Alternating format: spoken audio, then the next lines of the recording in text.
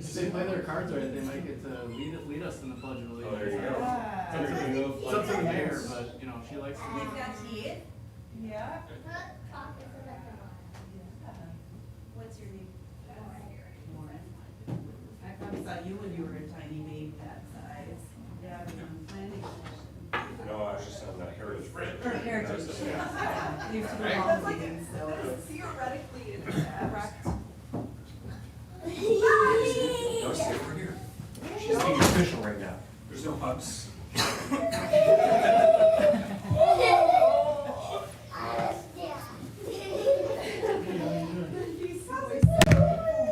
just said like, oh, this you getting another. I love these footy jammies. I know, they're the best. Hey guys, how are you doing? Do you guys know the Pledge of Allegiance? You want to help me gavel in? I know. Let's go. Do you want to help? Warren, Warren. Come on, Henry, come with me. You're gonna help Mayor Johnson. Yeah, it's gonna be exciting. Okay. Okay, what you can do is you can stand right here. So when I tell you, you can palm the gavel. You don't have to do it very hard, okay? And then you say, and I can help whisper this to you, but you say, I call this meeting to order. Please stand for the pledge. And then what the kicker is you've got to start saying the pledge. Nobody else starts saying it until you start saying it. Can you do that? Okay. Tell me what your name is again. Henry. Henry. Okay, Henry. So, it's 7 o'clock, right? You want to do it? Okay. So use the gavel. Hit it. A little harder. There, that's good. Now say, I call this meeting to order. Go ahead. I call this meeting to order. I call this meeting to order. Please stand for the pledge. Please stand for the pledge. And remember, you gotta start. Nobody's gonna start without you. I pledge allegiance to the flag of the United States of America and to the republic for which it stands, one nation under God, indivisible, with liberty and justice for all. Thanks, buddy. Great job.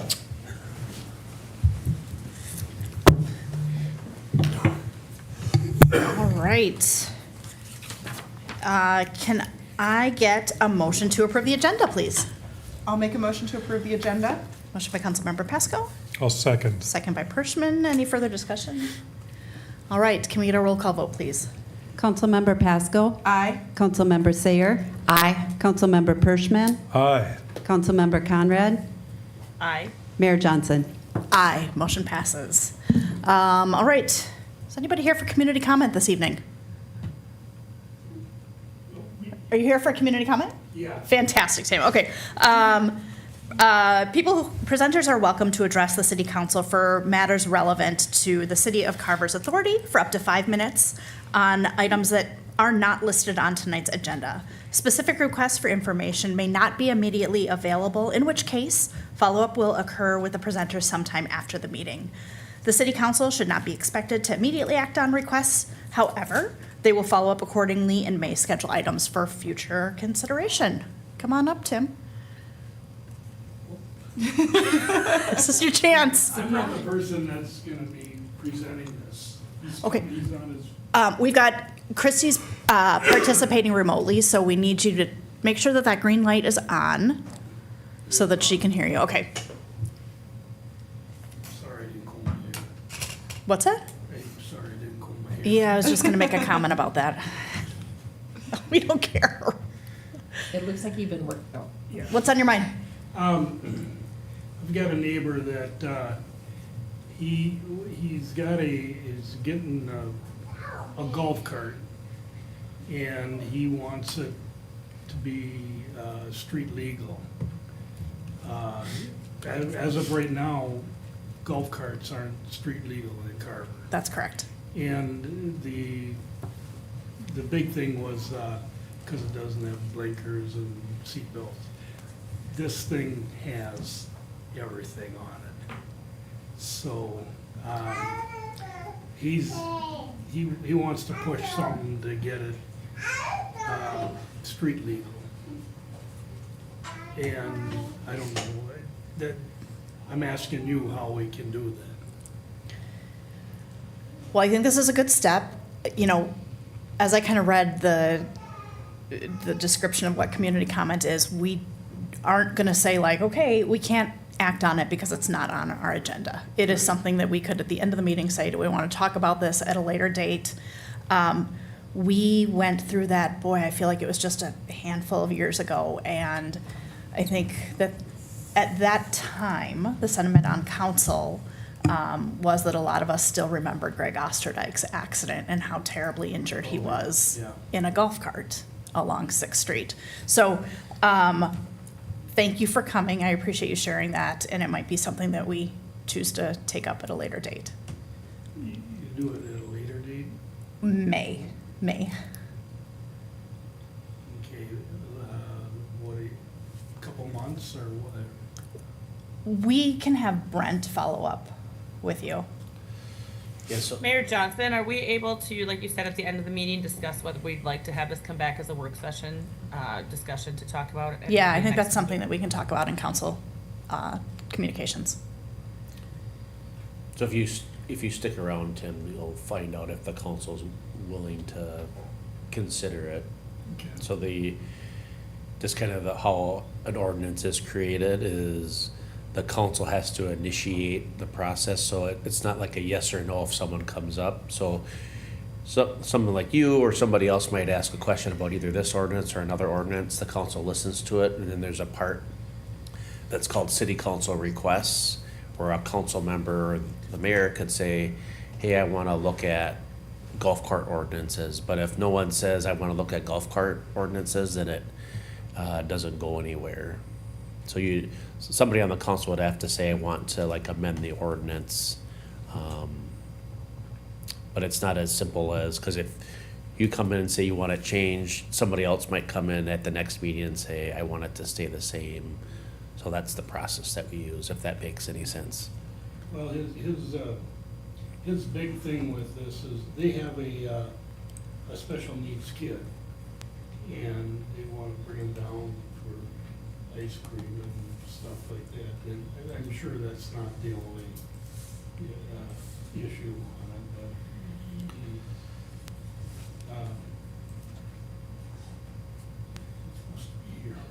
Yeah. And but anyway. yep, and I've spoken to him, and this was maybe over a month ago, and I shared an update with the council, so they're aware that someone was interested in the topic, so. So I should just hang around and see. If you'd like, Otherwise, we broadcast live. It'll be videotaped. You can watch it tomorrow or in 3 days, or we will, either way, we will direct Brent to follow up with you. My daughters don't live with me, so I don't know. we have a short agenda, so it shouldn't take too long. Yeah, it shouldn't take too long. Okay, all right, Okay, so thank you. we'll just put that in each, I'll wait for him. Okay, thanks, Tim. All right, thank you. We are going to postpone employee service awards for a different meeting. We don't have any public hearings, but can I get a motion to address the consent agenda? I'll make a motion to address the consent agenda. Approve the consent agenda. We've got a motion by Councilmember Pershman, I'll second. second by Councilmember Conrad. Oh, I got it. Let's see, any further discussion? All right, can we get a roll call vote, please? Councilmember Pascal? Aye. Councilmember Sayer? Aye. Councilmember Pershman? Aye. Councilmember Conrad? Aye. Mayor Johnson? Aye, motion passes. All right, we don't have any business items, but at this point, I would like to go back to the work session agenda item and talk about the water rate tier discussion. So for anybody who's watching at home, this is a work session item that we ran a little bit over and ran out of time. So this is going to be something that we're talking about for the first time and having a more casual conversation about. Thank you, Mayor and Council. So the council had previously requested a review of our tiered rate system for water use and charging.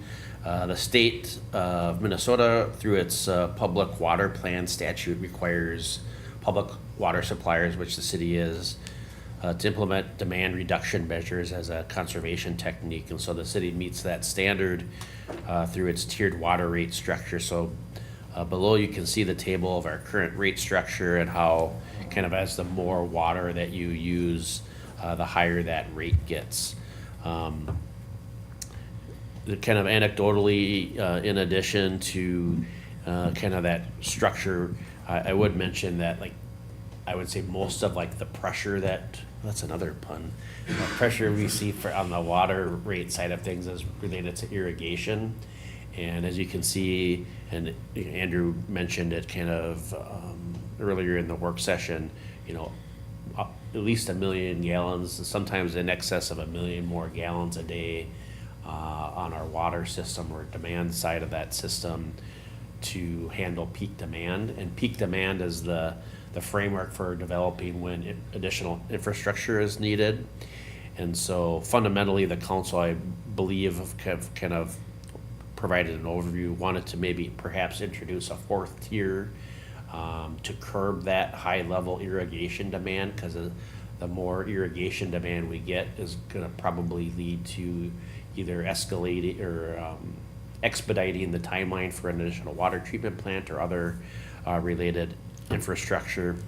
So we built a concept with Northland's help that was a cost neutral position. Now there's certainly other pieces where you could try to raise rates on the higher end to lower rates on kind of the lower end of the use tree, if you will.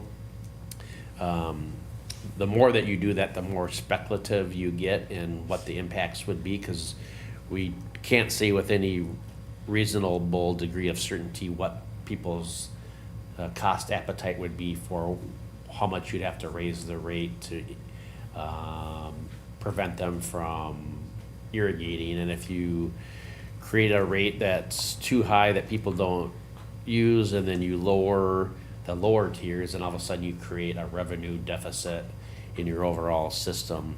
So just wanted to provide this as a follow-up to the council request and see if you wanted to consider adding that 4th tier or some variation of what you see. I would offer, and I kind of mentioned this briefly in some earlier comments, the majority of the feedback we get on high water rates is related to irrigation, and so I wouldn't expect that to go down. I would expect it to go up if you create another tier and make it more expensive to irrigate. I would say the narrative related to high cost of water in Carver will grow, and so just weighing the pros and cons of that within the overall framework of what you're trying to accomplish. So with that, happy to answer any questions. Andrew is here on the water side. Lynn can answer any questions on the rate structure and billing if you have any. Brent, when we talked about this, there was a hurdle of high water users being apartment buildings that had a single meter. Was there a workaround figured out for that? There can be. We just didn't spend the resources in figuring that out until you can either do it on your existing rates. We could work with the city attorney on developing a workaround for that.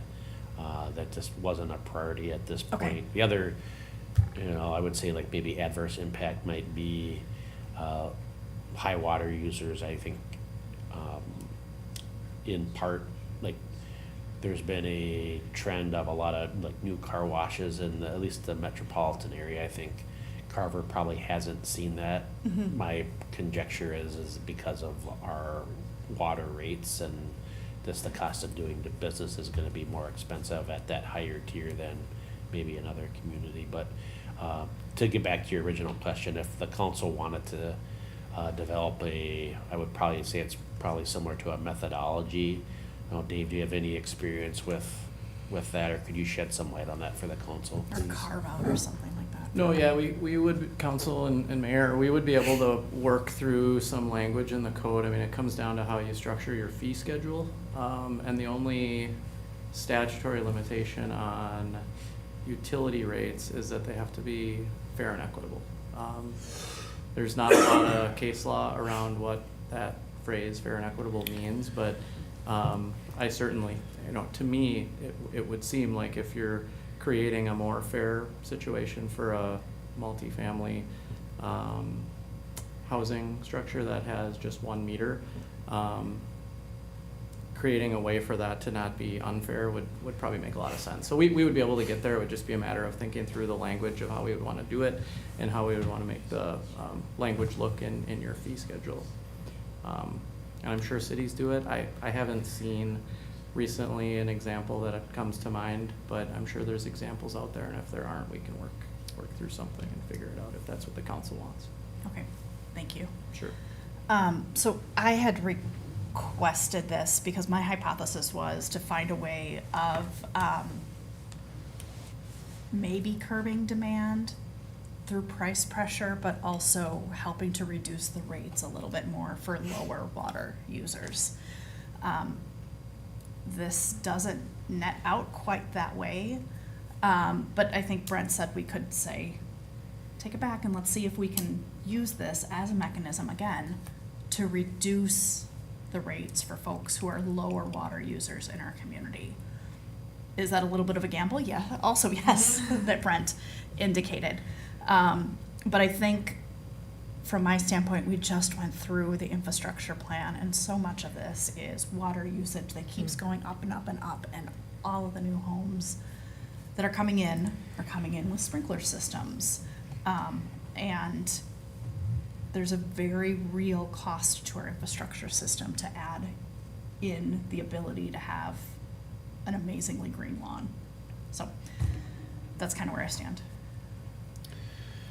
So I agree with the logic here of protecting costs as much as we can for the majority of users in the city. And I think the majority of users are under 20,000 gallons. So I agree with that logic process.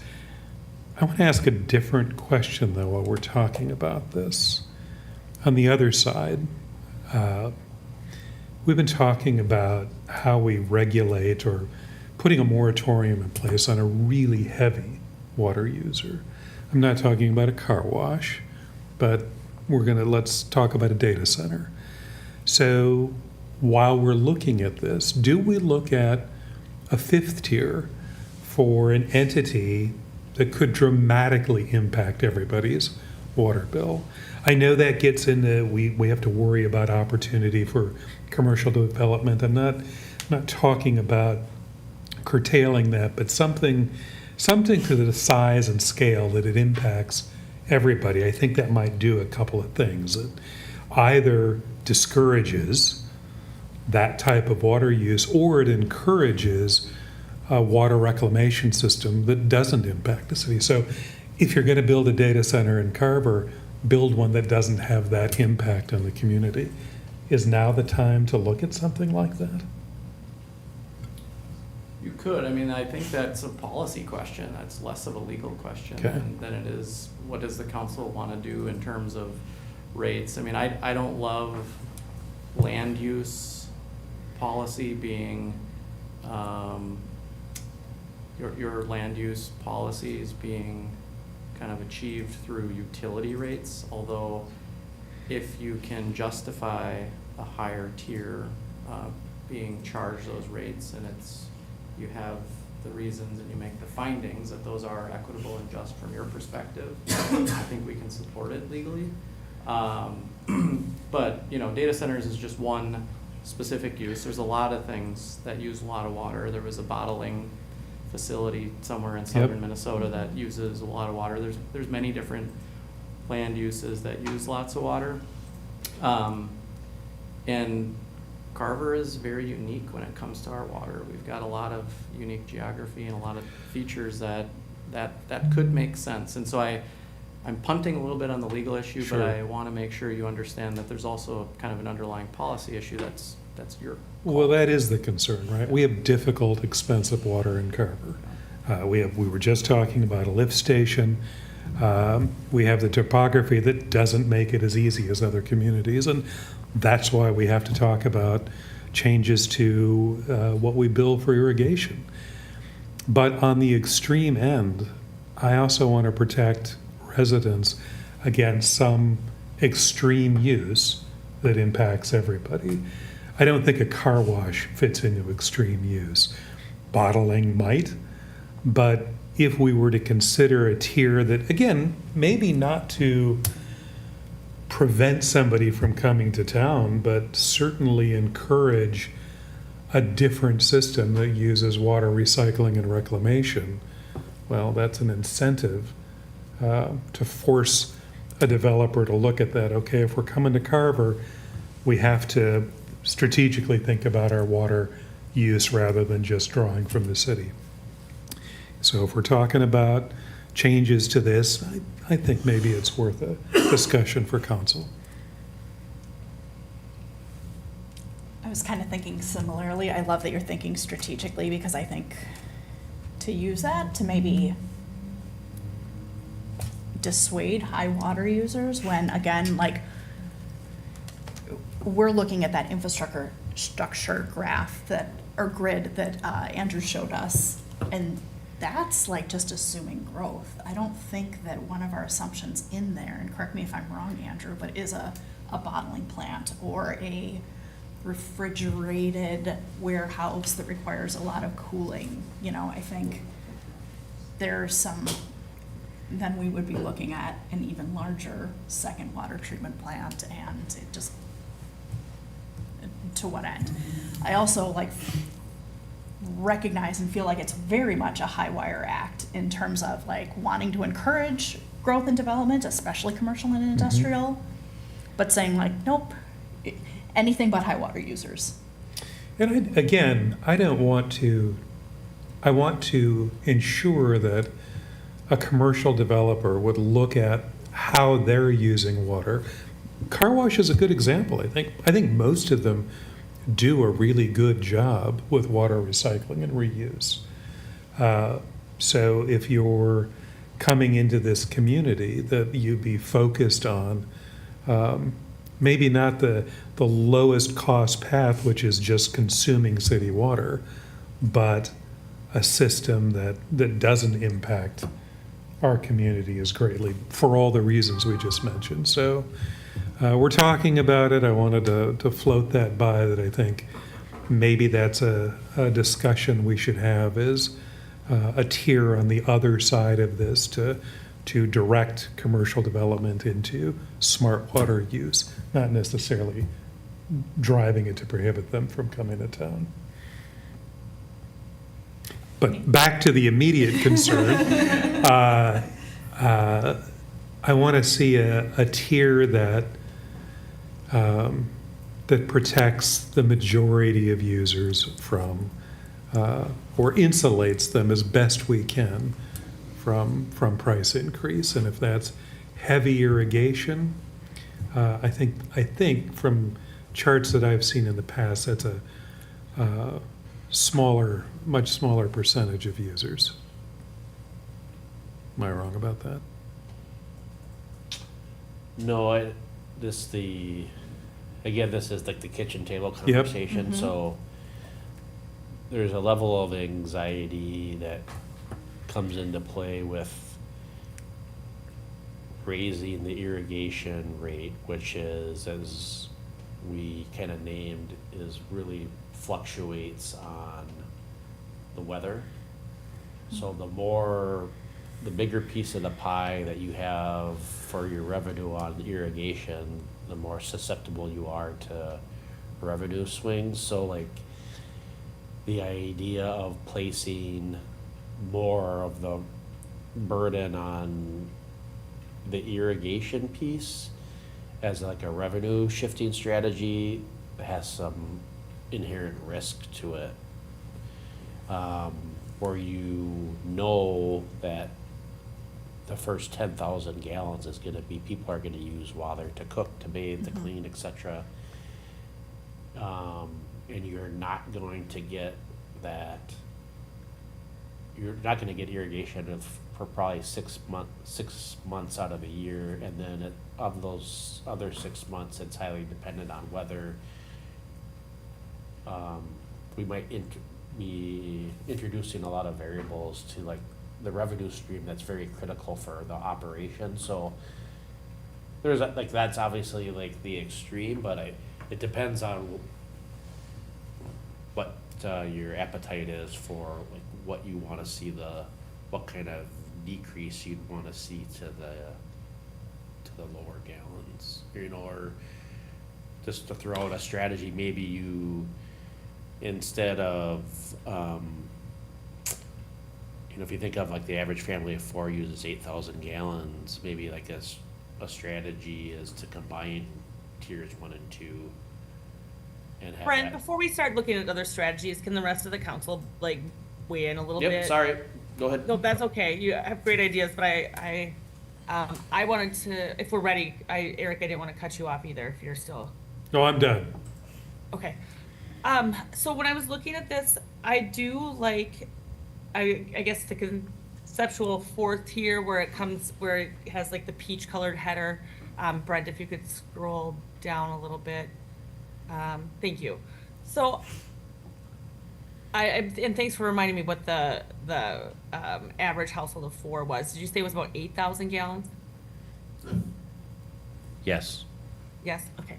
I like adding this high user tier. I really do. I do think when I was looking at the end of this where they had some, this is from Northland Finance, just some different ones. I would like to see that tier though not go below the 5,000 gallons. There's some that are shown at the 3,000 gallons, and that seems pretty, not quite realistic, I don't think, because as a family of 2, and we're pretty low water users, even 3,000, I think that just seems like kind of an unrealistic goal for households unless you are, I mean, living by yourself, and I guess I don't know what it would take to get down below that. But so anyways, 1 to 5,000, at least 5,000 as a minimum for that first tier. My other thing is, Eric, thank you so much for bringing up that about the commercial. I think we want to be really cognizant of wanting to invite commercial into our city, but also knowing that constraint that it puts on for some of these users that maybe that we haven't even imagined yet, right? So I'm glad that we have a moratorium on the data centers right now, because I think that we aren't prepared to look at what that water usage looks like for the city of Carver. So Dave, I hope that gets included in some of the study that you're doing, is what that might mean. And not only that, but just for like cost and things like that too. So I agree with you, Eric. We have apartment buildings, we have commercial that we haven't seen yet, but I do think that there's something different for those that we should be looking at. And I know, Courtney, you said about the apartments also, so I think we wouldn't mind seeing, at least reviewing, having an idea of something else for those other items that don't quite fit into this this box right here of gallons. But again, I'm not sure what that top tier, if it's 20,000, 30,000, but I do think a 4th tier is really, I'm really amenable to that, as long as I think that first one doesn't go under the 5,000 gallons. Thanks. Just before we continue to go around, conceptual tier 4 starts at 20,000 gallons, and they were 5,000 gallon jumps before then. Was there a decision not to start it? Was there a rationale behind the decision not to start the 4th tier at 15,001 gallons? I would say it was like a deep rationale, other than the interest of providing a rate of like what we think of as reasonable irrigation levels to keep your grass green. It's like based on the information that we have, when you exceed 20,000 gallons, you're probably overwatering your lawn, and so that was viewed as the launching point for that 20,000 gallon framework. Okay. But you could, I mean, again, it's conceptual, so you can frankly make these anything that you'd like them to be, so. Okay. Kayla. I have, Go ahead, I Lauren, have go some first. comments. I'm looking at some of the things in the document, and it's super helpful. I feel like it's very well written, and I just want to make it clear too, in what it says, about halfway through the first page, is we as a council requested this as a work session. A concept showing a fourth tier to promote additional conservation and reduce the impact to peak demand. So to me, that this accomplishes that, and that's really what's driving it. Promote that conservation and reduce impact to that peak demand. I really like Eric's idea of a fifth. Really just for everyone to just embrace water strategy. Simple as that. I do like the state statute. I've been so surprised. I've told a lot of people, and I've never I don't ever quote state statutes, so don't worry. I do. And you can. How many people I talk to that aren't familiar with this kind of upside down of versus a lot of things when you buy, the more you buy, then the rate gets cheaper, or like if you get something delivered, quantity. No, that's not the way it is with your water bill. So I found it really helpful just as an education piece that is mentioned in the some of the documentation that's in the packet. I was going to try to find it really fast. So obviously we have 1,000 people. We're serving public water too. So this is to encourage water conservation by employing water use demand reduction measures, as in defined, and there's some more terminology there. Construct a public water well supply and requesting increase in that it's really just to achieve demand reduction. It's meant to incent people to reduce their usage, and someone shouldn't assume that the more you use, the less it's going to cost per gallon. So it might be time for an education reminder for others. Those were my only comments. Kayla. Do we have an estimate of how many households hit this 20,000 in, for example, a summer season? I'd have to reference. Lynn, can you come up? I see I don't Lynn know if- opening her laptop. I think Northland, It's page 6, right?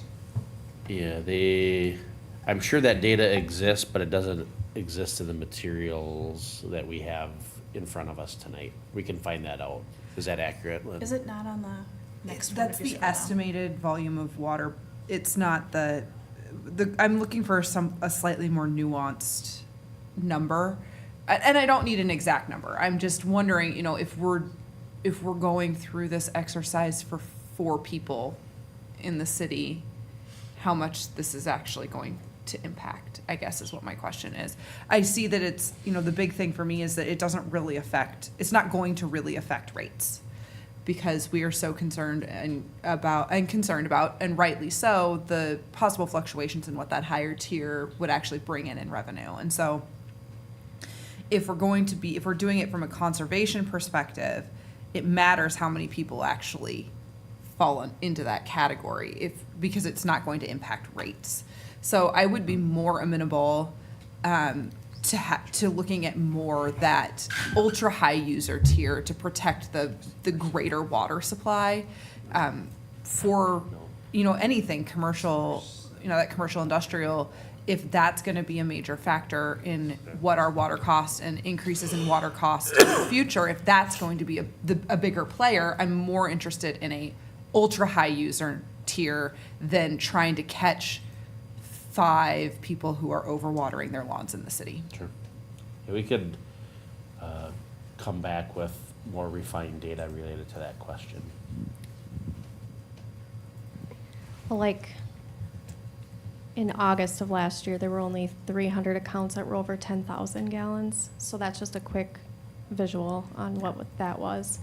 And in April, this last month, there were only 10 accounts that went over 10,000. Went over our current third tier. Our current third tier. So I can get you over Yeah. the 20,000. And I just want to mention too that there's so many unique things that you can do with rates, you know, from the research that I've done as far as like base rates for the different industrial and things. So just keep an open mind when you're thinking about that. Thank you. Lynn, you gave the Lynn, example of Lynn.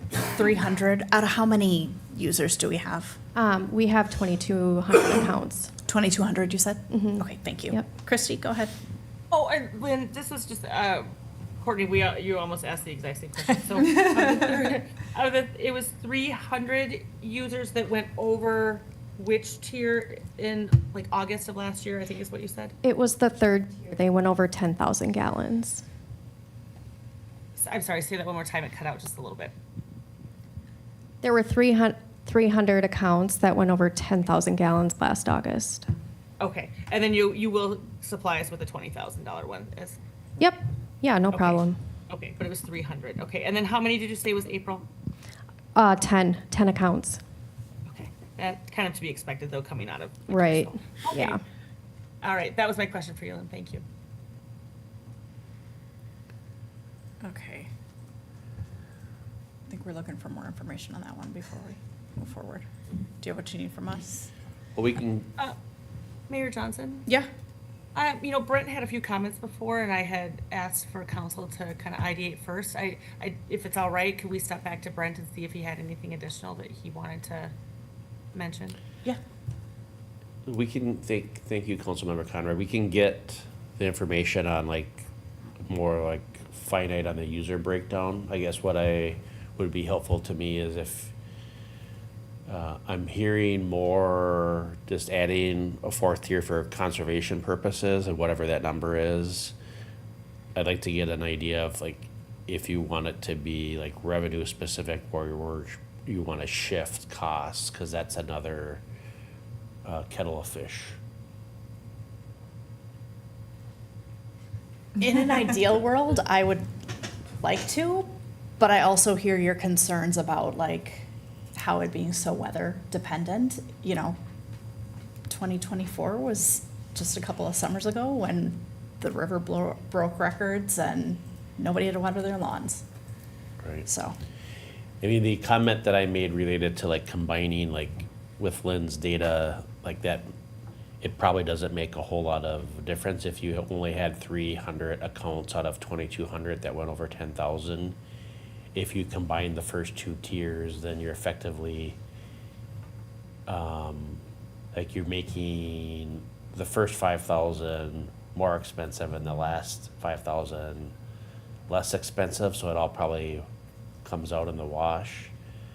But if you're wanting to explore those different scenarios, if we can get that direction, we can have Northland and our team develop some of those scenarios, or if you just want to concentrate on the conservation specific, we can develop that data and get it back to you. So that's probably the question is, do you want to look at cost shifting scenarios and play around with that? Or do you want to keep just to the conservation piece? Well, the one thing I don't want to see is that because we do have the 1 to 5,000 gallon, and that was the push for the conservation, was to keep things lower. I don't want to see the people who are using 1 to 5, who are our lowest users, now getting charged more because we've lumped them into another tier. I agree. I agree with that. Yeah. I think we're all in agreement with that, Christy. So with that then, so I think the question is, do we want to do kind of the cost dissuasion or come from a conservation angle? Is that what you're? Right. Go ahead. For me, it's conservation. I think based on the numbers that we're seeing, it is going to be really hard to predictably lower rates for lower tier users. So if we're going to be adding another tier, I'd like to see it done from a conservation perspective.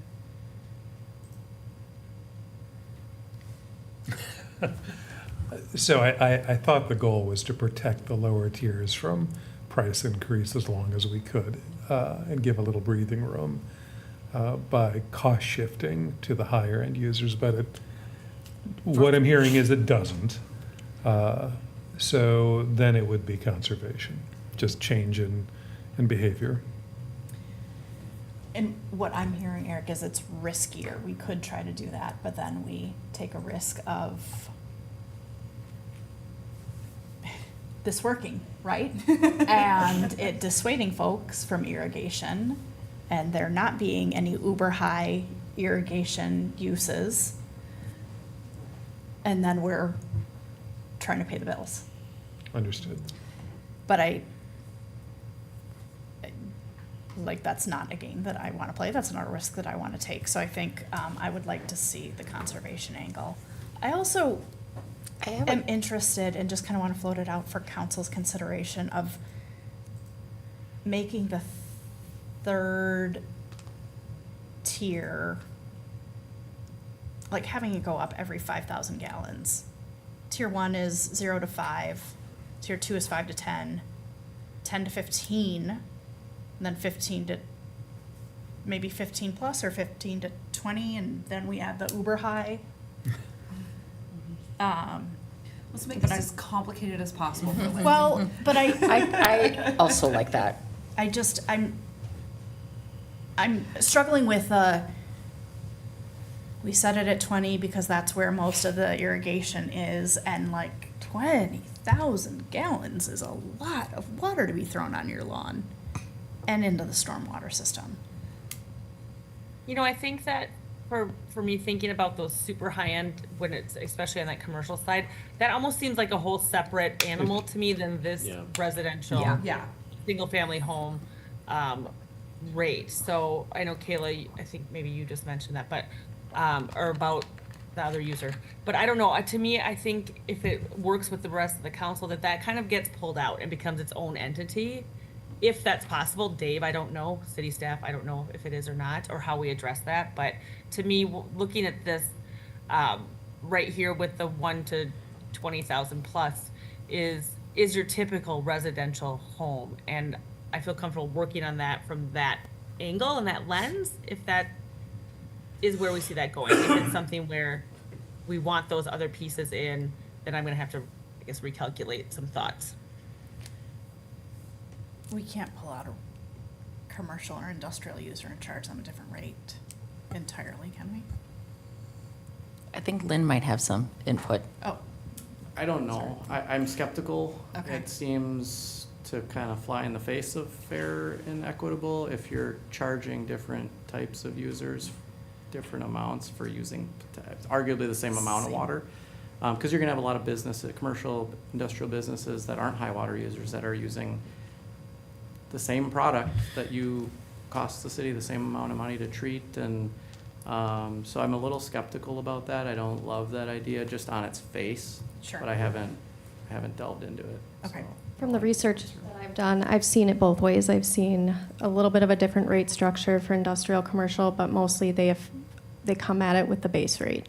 They change the base rate for the different multifamily, the residential. Some even have different summer rates versus, regular rates. But they mostly keep the rate structure the same, and then they change the base rates based on the type of user that they're going after. okay. I think that I wouldn't argue that we would need a separate commercial tier, but having an ultra-high user tier, I think, should be part of the discussion when we talk about what we're going to do with our data center conversation. Because if one of the reasons why we're concerned about data centers is we're concerned about water usage, one way that we can protect our water sources without blanket banning a type of use in the city is to have an ultra-high tier water. Mm-hmm. But I think we can be doing that work sooner rather than Yeah. later as a setup for that. So like, Exactly. but I don't know like where we draw that line. I did some research, and Carver Elementary uses more water than Lakeview Industries. So do we draw that line at 100,000 gallons? Like, I don't know like where it becomes another tier, and that's our Ultra-high user. ultra-high user. Yeah, I don't think we have the information to make that decision today, but we're talking about it with a little more research to find out where that line should be, and then we bring that back for discussion. Your question about going to 10 to 15, I'm kind of okay where this sits. I'm giving, we're really trying to curb behavior over 20,000 gallons, and this does that. And it's impacting a smaller percentage of residents. I'm okay with the 10 to 20 for that reason. Really targeting that 20,000 plus.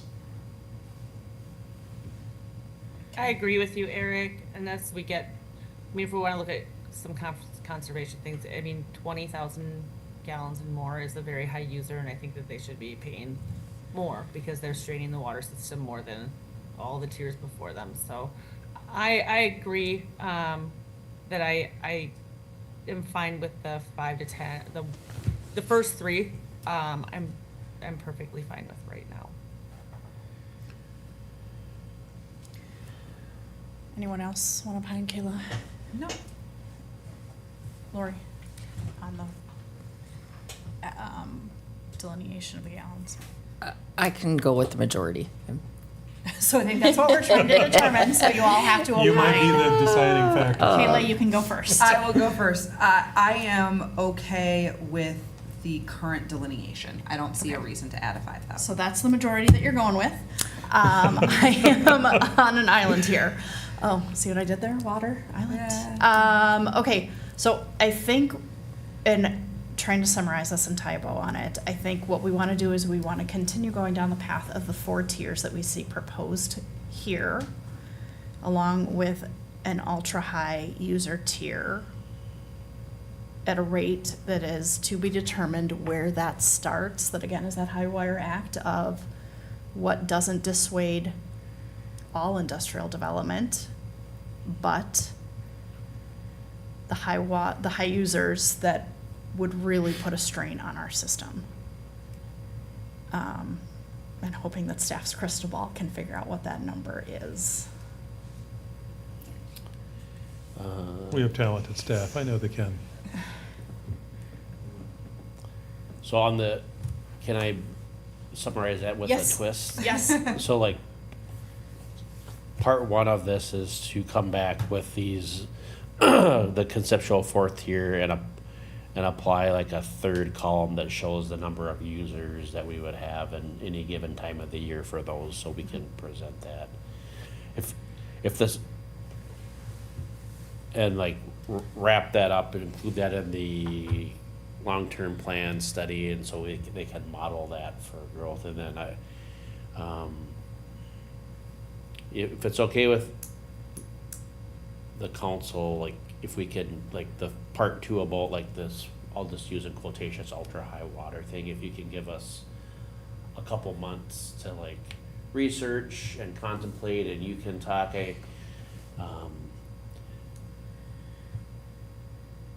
there's some like unintended consequences that I think we should take some time and find out what those are and bring those back to you, and maybe have conversations with people that are high water users and get their thought. Like I understand like the goal. It feels like it's maybe weighted a little bit on data centers, and so like part of me wants to think about and talk with the team about, should we let that be a data center conversation then, and have that come in with that?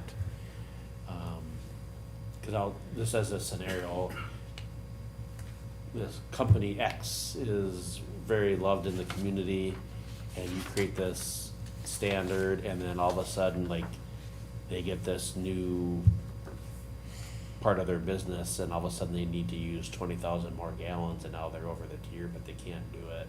I just want to flush that out with the team. Because I don't think it's a great position for the city to be in, and the council specifically, to be changing water rates based on like what the business is, that to that specific level. It feels, to get to like Dave's point, like it could be considered arbitrary. It's like, well, this one business, we're okay with this tier, but if you're this other kind of business, we want you on this other tier.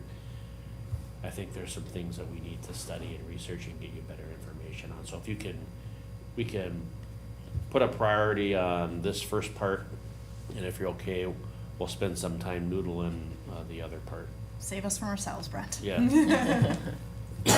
Yeah, I'm okay with that. Does anybody disagree? I'm okay with that. Okay. Christy, you good? I'm good with that, thank you. Okay. Okay. Clear as mud? We're good? Yeah, we're good. Okay. Okay. Let's see. Then, city manager's report? Yeah, I have two things. I just wanted to give Brenda the mic if she's ready. Yeah. The city, thanks to Brenda and her team's work, have launched the new City of Carver app. Not chicken wings, the computer kind, so. Do you want a drum roll? Super exciting that the app went live in both the Google Play Store and the iPhone App Store. So it's easy to download. It's a free app. Several staff members were trained on how to serve as administrators of the app. We're taking an opportunity to look through the app, which does interface with the website. So it's a good opportunity to double check things on our website as well.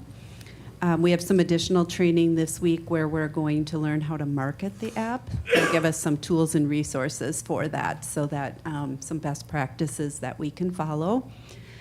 And then once we kind of get our handle on that and feel like the app is at a good place, then we'll begin marketing that. Some thoughts I have on how to market it is obviously the newsletter, the utility bill.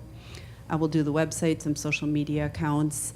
I thought about possibly doing a business card that could be handed out for to show to people or to give to people with information how to download it, and then we can share it at some of like the community market or the open houses and things like that. And then one of the fun features will be the push notifications. So tomorrow is the first day of the Carver Community Market, and that's just a good example of something we could push out to say to our users, like stop by between 3 and 6 and check out the community market or an open house we're having and things like that. So it'll provide some statistics on the number of users as well as the top viewed pages. So that'll give us some good data on who we're reaching and how we're reaching them. So super excited that we're to this point. Good work, Brenda. And Eric, kudos to you too for championing that, especially with those of us who were naysayers and didn't think we needed an app. Not that that was me. Meet people where they are. Yep. I have one question. Go ahead. Okay, Brenda, and I know it goes to websites, but is there, and maybe Eric, you can help with this, do QR codes lead to any store, like Play Stores or the app, or the Apple phone? Like if you were to, let's say, this is just what I'm thinking, because Brenda had brought up some marketing strategies, at our parks, if we had, because I think right now, Gazebo Park has a QR code, so you can download that and you can walk around and read the historic properties of Carver. Is there a way to have a QR code that would lead to that, downloading that app if we had it at our parks and things like that? I think or on that's, trail signs? yeah, that's a great idea, and I'm hoping they'll cover that on Thursday. If not, I will gladly ask that question when we learn about marketing that. That can be Okay, added to our City of Carver bumper sticker. But if it's on trail signs or at the parks or whatever, download our app now. You never know. But I'm not Absolutely. sure exactly how that, if a QR code or whatever would lead to that. Thank you. Great idea. Thanks. And then I have one other item. It's that kind of time of year, but I think this is kind of file under clear expectations and collective expectations. But as the median and prairie kind of grasses grow on Jonathan Carver Parkway, we're going to be reaching a time where, just to name it, some people really like it and some people really don't like it. The public services team has gone through a series of trainings, so they are aware of the maintenance techniques that are needed. We're doing that on our own thanks to Andrew's leadership. There is a maintenance mode that is scheduled, but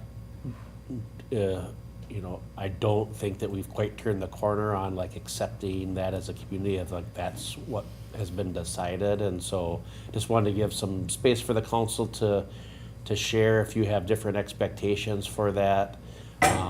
Because most of the things that we do are like overwhelmingly where we like to land in a space where everyone really likes something. And this is kind of an art more than a science on the way that that looks. It's intentional, but I recognize that there are people that don't like that look, and it's not perfect. It's not a golf course. It's not going to look maybe the way some people would like it to look, or maybe they want the short grass. But as we share that story with residents or interested parties that call, I just want to make sure that staff is in alignment with council on how you feel about that and how you want that cared for.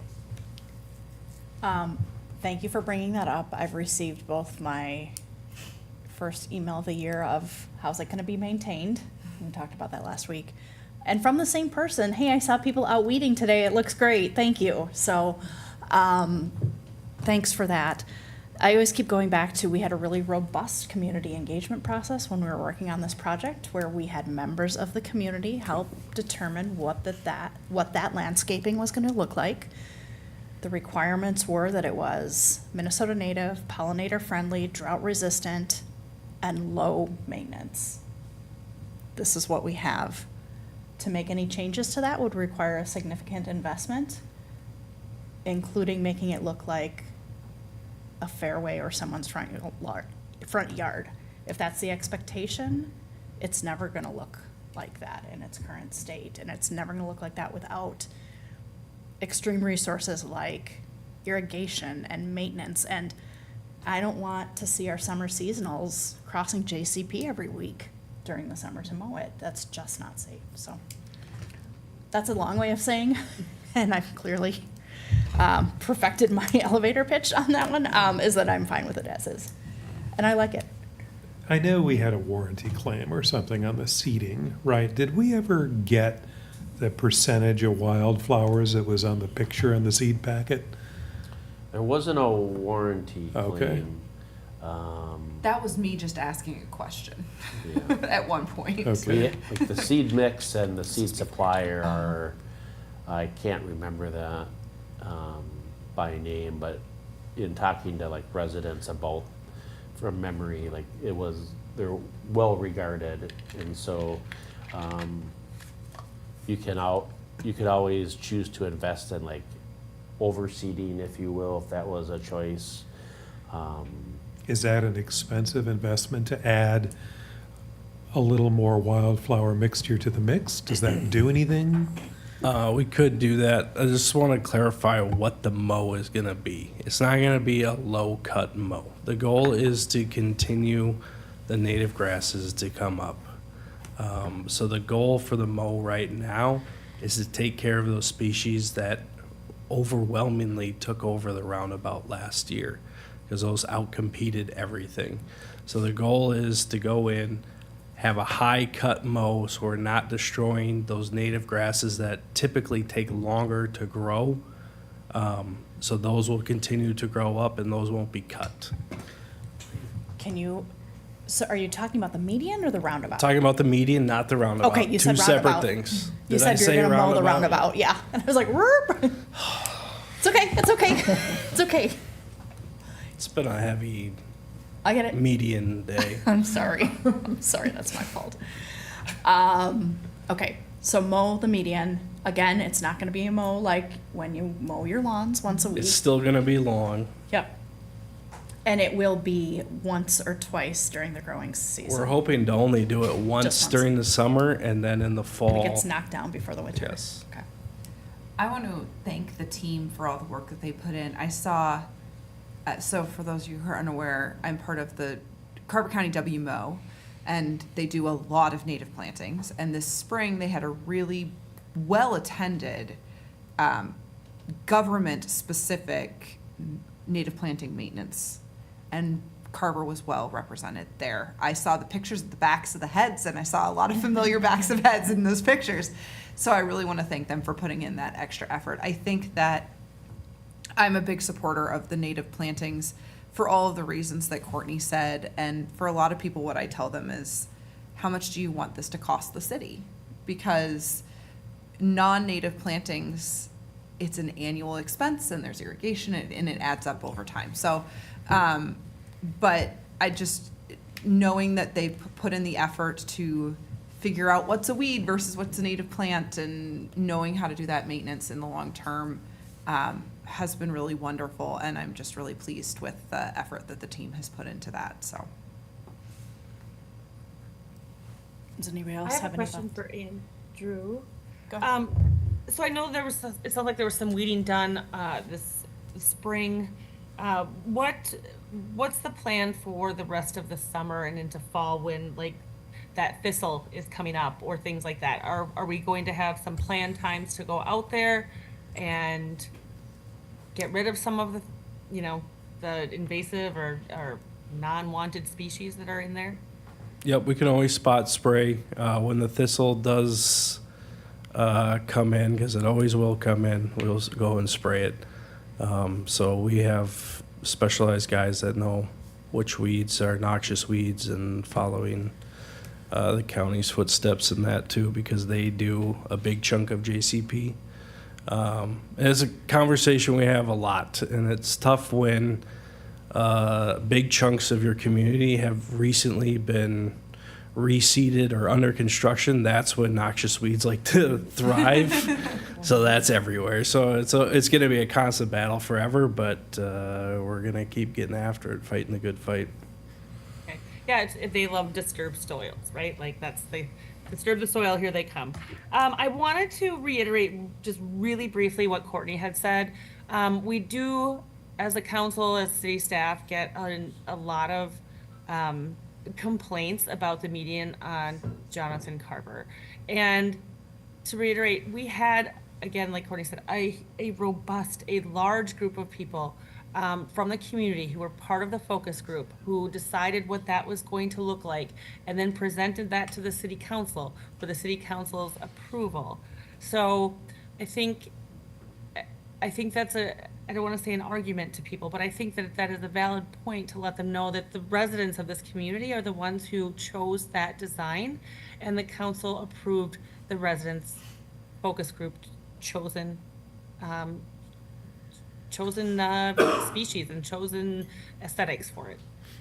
So I will stop there. Thank you. Thanks, Christy. Comments? No other comments. I agree with everything that's just been said, so I support the what we have today. My question was, does overseeding give us anything? You know, is there a dramatic cost to that? Would it add, something where people would see more color in there? Yeah, we can look at some seed mixes and see how much it is. It's not really a big area. Okay. So a bag of seed might be $50.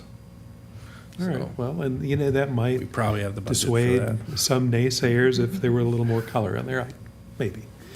I love your optimism. Okay, Lori, anything from you? Words of support or against? Support what the plan is. That's what we were recommended and we approved of. We know the great pictures they show in brochures don't always, they do require maintenance, but Okay, this is what we have. all right, thank you. Anything else? Okay, communications. Eric? Nothing. Lori? Nothing this week. Kayla? Nothing to add. Christy? Nothing. Okay. Go ahead. Mayor, do you want to do council requests if you have? Yeah, Okay, you're gonna sorry, have that's that. like kind of what I meant, council requests or communications. Oh. Still nothing? So, well, I think we were going to have a discussion around the public comment a little earlier. Is that correct? That's our intent? That's I our would support that. prerogative. Okay, so I think we do that. I don't recall being participating in the decisions that led to us allowing ATVs on city streets. And I understand there was concern about the accident with Mayor Osterdyke.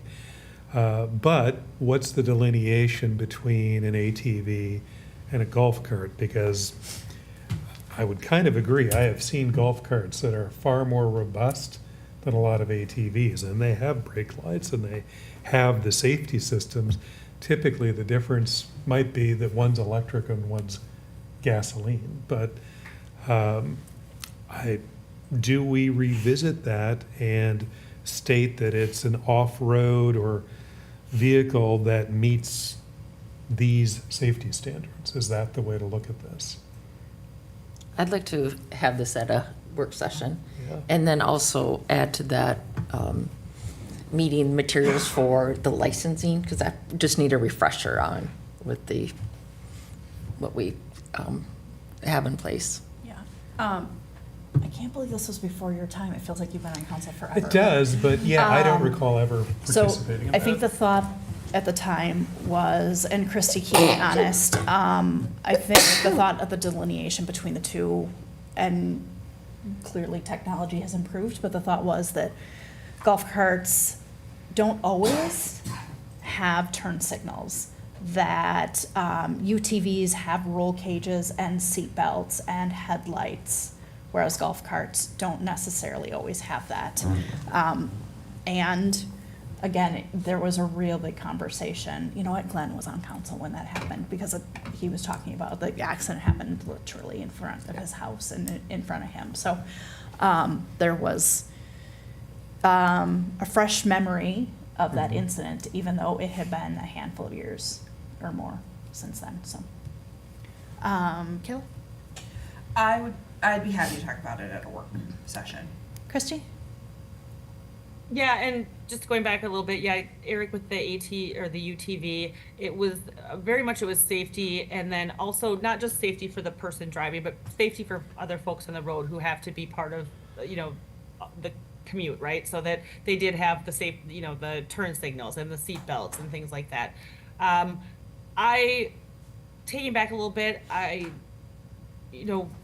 accidents can happen. Unfortunate accidents can happen at any time to anyone in any kind of vehicle. So I don't want to frame a golf cart around one unfortunate accident that happened. However, I do agree that some of the severity of that accident probably was caused by the fact that the golf cart didn't have some of these safety features in it. In closing, yes, I would like to revisit this. I think Courtney, it has been a long time, longer than we thought, that since we've last talked about this, because Eric wasn't here, but I think we should take another look at it. Okay, so it sounds like we will bring this up for a work session. So just to give you guys an idea of how this works is keep an eye on our agendas. I think Brent has your contact information. Sorry, sir, you got here late. Potentially, I had called in previously. Your name is? Jacob Lund. Jacob, okay. Yeah.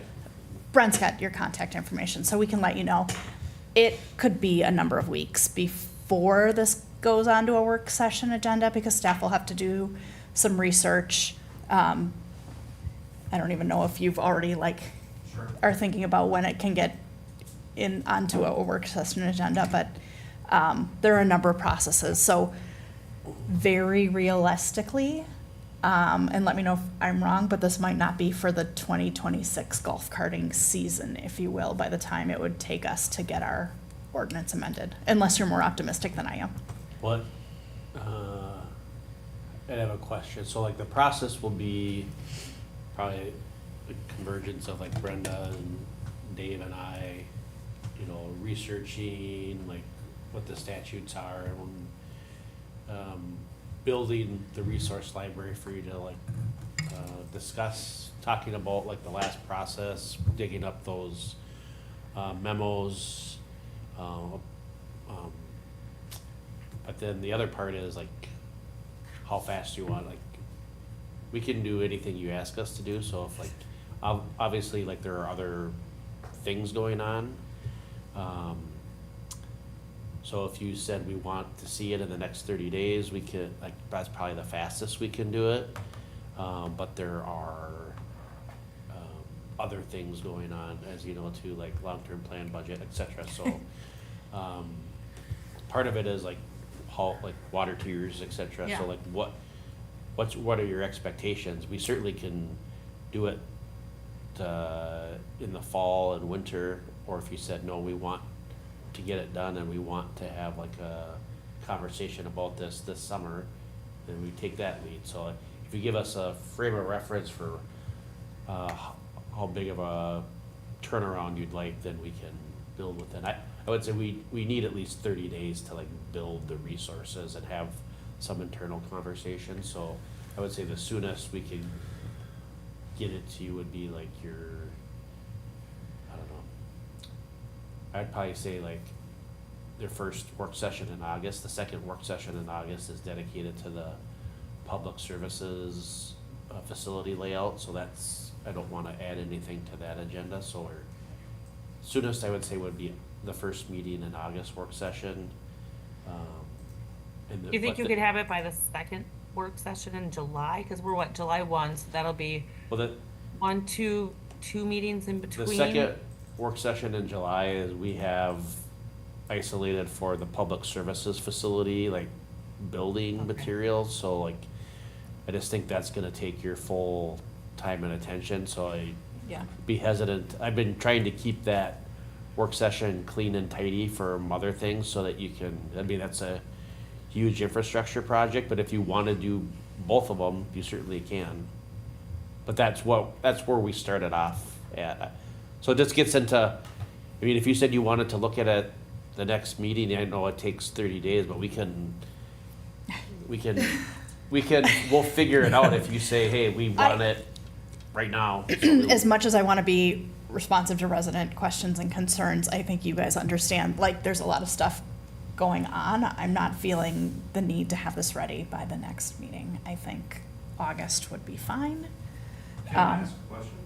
Do we, I can't. No, we had our comment period at the beginning of the meeting. Yeah. I went par, birdie, par, so I could not leave it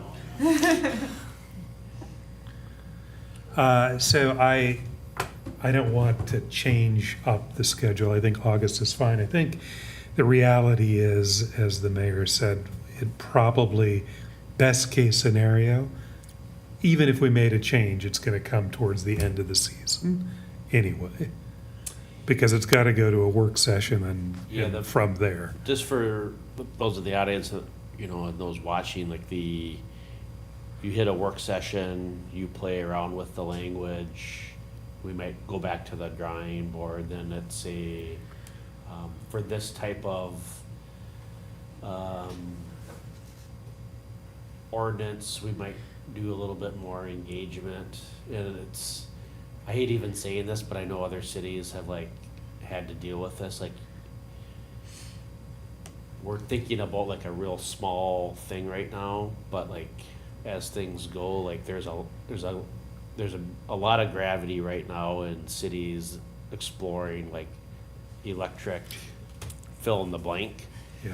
And so do you look at that in a larger sense and not just focus on golf carts, knowing that you might have someone come in the next meeting and say, I want you to do something about electric bikes on sidewalks. And so like it can go a lot of places, and I think the council's had a lot of experience when you look at an ordinance, especially when you haven't looked at it for a while. You might say, why do we do this? Why do we do that?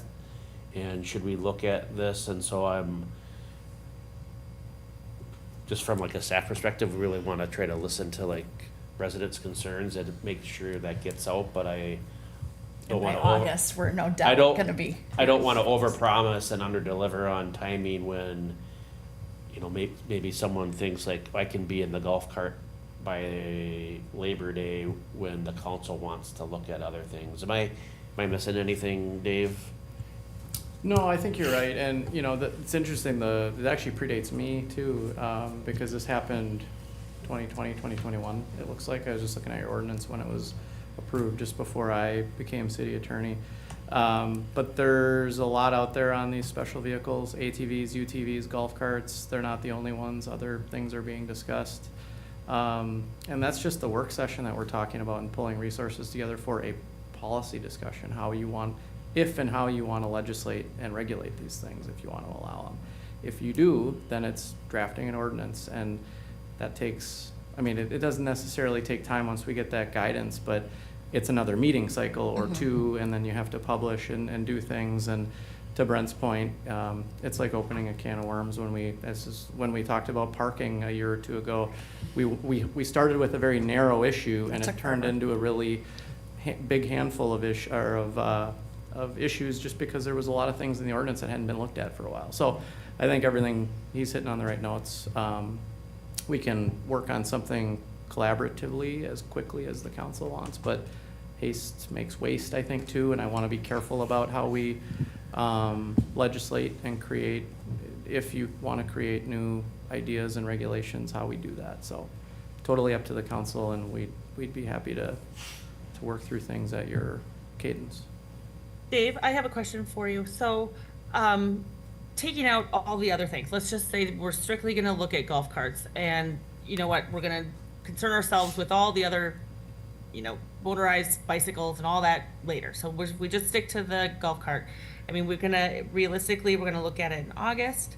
We have, I'm sure there'll be discussion and a rewrite and then policy, and then things have to be posted for changing ordinances. Right? If we're going to change an ordinance, don't we have to have a certain amount of time it's posted, or am I wrong? There's a requirement about posting ordinances, but it's just 10 days before consideration. Oh. So it's not substantial. There's no public hearing requirement for this type of ordinance. So we're not talking too much time there, Councilmember Conrad, but there is some lead time required there. Sure. Okay, so I think to be realistic and honest with our folks who are visiting tonight asking these questions, it probably won't be for, again, the season of 2026. And this is, unfortunately how, changing ordinances and things like that works. And, council meets twice a month, and so we have to follow that guideline. I am really, again, happy to relook at this golf cart issue. It was something that we talked about very extensively during the UTV ordinance. So I'm glad it's come back. I'm glad we're going to be talking about it again. But I just think we have to be we have to be realistic with the public to say that there's lead time between our meetings and the process of things. So, but that doesn't mean we take it any less seriously. It just means that maybe we can't move things quite as fast as you would hope. So that's a really long way of saying what I said 10 minutes ago. Super long way. Go ahead, Brent. Well, it probably goes without saying, but for those that aren't involved, when we provide the research, there's still a break point of the council saying, we'll provide the overview of the policy and the ordinance discussion, but I feel like the conversation is heading towards you're already doing it, but the first work session is you deciding whether or not you want to change anything. You might say, we don't want to do this, and then it kind of dies on the vine, you don't prepare draft ordinances, you don't do anything. And so just for the audience members or those that are watching, that's a critical step. It's not, I don't hear you saying and you could tonight, we want to change it. I hear that you're interested in talking about the topic. And so I just want to make sure that there are clear expectations on next steps, that there isn't a movement the change is gonna either happen this year or next year. We're gonna present you information for you to decide whether or not you want to make a change at all. That is my expectation. Mine too. Yeah, I agree. I don't think there's anything else I can add to this discussion now. We'll take it at the work session. So, to be determined, Brent will let you know. We also post the agendas and the work session agendas for both, the agendas for both are. Available for residents to attend? They can attend. Our work sessions are what I refer to as our kitchen table conversation, so it's a family dinner table conversation. Sure. There's no room for community comment at those meetings, which is the asterisk. However, we almost always have, we always have council meetings immediately after, and the very first item on the agenda, so it's really important you get here right at 7, is community comment. and you can have time at that point in the meetings. And if you want to come back at our next meeting, we meet on the first and third Mondays of the month. If it's a holiday, we meet the next night, the Tuesday night. Sure. So just to clarify, when we had spoken previously, there is no interim disability permit available in Carver like our neighboring city of Chaska has, even though Chaska is not allowed. You know what, I'm sorry, Madam- I'm going to yeah. ask you to connect with Brent about that after the meeting. Okay. Okay, so, requests, updates, Done. Done. Done. Christie? Done. Okay. Just a few updates from me. On May 22nd, Les Schwab had their ribbon cutting. They had a great event. You know, they literally were just finishing up putting on new tires on the Bountiful Basket van that they have. They've already replaced the tires on the Cap Agency's van. Like, if I could choose a category of business that I would want in the city of Carver, it would be one that is a good community member, regardless of the goods or services that they're selling. And Les Schwab is definitely checking that box. So really great guys there, and I hope to see them be very successful in our community. On May 25th, it was Memorial Day, and I rode along with the Carver County Sheriff's Department and did cemetery visits. We visited 3 cemeteries that are in the Carver-ish area. We started out at East Union, then we did St. Nick's, and then we went to Mount Hope.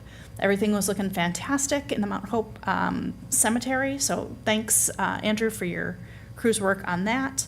And then yesterday, I was back at East Union Church for the second time in a week. They have a speaker series that they do after their church services on Sunday, and I was there last year. This was my second year in a row of doing presentations there. I told Brenda part of what I was talking about. I mentioned the city app, and we got a couple of folks who downloaded it right then and there. So Brenda mentioned this already, but the first farmers market of the season is tomorrow from 3 to 6. So that definitely means it's summer in the city of Carver. And then hopefully you all will be joining me on, I think it's Wednesday night, at the ribbon cutting for Creekside Park. That's taking place at 5:30. That is all I have for this evening. I would like to have a motion to adjourn, but I just want to remind everybody that we have a CEDA meeting immediately to follow. I'll make a motion to adjourn. Motion by Perchman, I'll second. second by Sayer. Any further discussion? We don't have to do that. Can I get a roll call vote, please? Councilmember Pasco? Aye. Councilmember Sayer? Aye. Councilmember Pershman? Aye. Councilmember Conrad? Aye. Mayor Johnson? Motion passes. All right, I'm going to call the meeting to order of the Carver Economic Development Authority for June 1st at 8:20. Can I get a approval of the minutes from our last meeting on April 6th? I'll make a motion to approve the meetings of April 6, 2026 CEDA meeting. Motion by Pasco, I'll second. second by Pershman. Any further discussion? Can I go a roll call vote, please? Councilmember Pasco? Aye. Councilmember Sayer? Aye. Councilmember Pershman? Aye. Councilmember Conrad? Aye. Mayor Johnson? Aye. Motion passes. All right, the Downtown Restoration Forgivable Loan Program for 200 Broadway. Mr. Merrick. Thank you, members of the EDA, and thank you for that reminder on the meeting. Of the meeting. Didn't go so well last time. Yeah, the city's Economic Development Authority maintains a downtown restoration forgivable loan program to promote historically appropriate exterior improvements in the district. You may remember at your last meeting that you made changes to that program. Greg and Meg Witt have applied for funding to conduct a tuck pointing project at their property at 200 Broadway Street North. Tuck pointing is considered a maintenance project for historic buildings. Doesn't require a certificate of appropriateness. That said, I did forward the application on to the HPC, so they were made aware of it. The overall cost of the project is $6,500. The project is eligible for a $3,250 in program funds. So in your packet, you can see the application, property photograph, and then subsidy agreement and agreement note prepared by the city attorney. Happy to answer any questions that you may have. I think this looks like a great project, I will make a motion to award a $3,250 in downtown restoration forgivable loan funds to Greg and Meg Witt for tuck pointing for their project at 200 Broadway Street North. I'll second. Motion by Johnson, second by Pershman. Any further discussion? Can I get a roll call vote, please? Councilmember Pasco. Aye. Councilmember Sayer. Aye. Councilmember Pershman. Aye. Councilmember Conrad. Aye. Mayor Johnson. Aye, motion passes. Can I get a motion to adjourn? I'll make a motion to adjourn. Motion by Councilmember Pershman, I was second. second by Council Member Pasco. Gets late. All those, can I get a wow, I'm totally losing it. I'll do roll call vote. Roll call vote, please. Councilmember Pasco. Aye. Councilmember Sayer. Aye. Councilmember Pershman. Aye. Councilmember Conrad. Aye. Mayor Johnson. Aye, motion passes. Good evening, everyone.